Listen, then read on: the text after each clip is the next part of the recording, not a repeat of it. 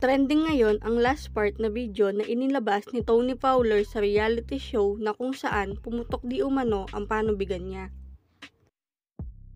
Sa huling parte ng video na kung saan na dapat abangan ng mga manonood ang tensyon ng Toro family. Makikitang umiiyak itong si Mikay habang kinukwento niya na alas 3 daw umalis itong si Payega lang at wala man lang daw nakakaalam na umalis ito.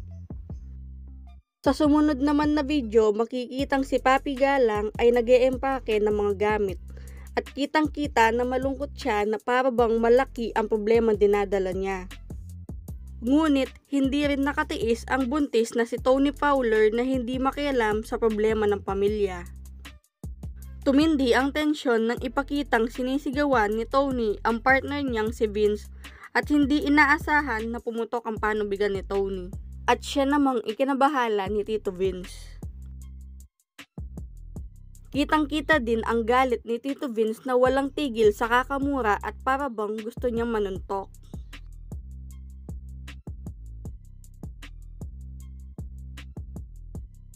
Disclaimer, ang mga tao na banggit sa bidyong ito ay base lamang sa mga nakalap namin po sa social media. Ang lahat ng impormasyong nakasaad sa bidyong ito ay batay sa mga pahiwatig at haka-haka na ibinigay at binibigay ng may-ari ng social media account.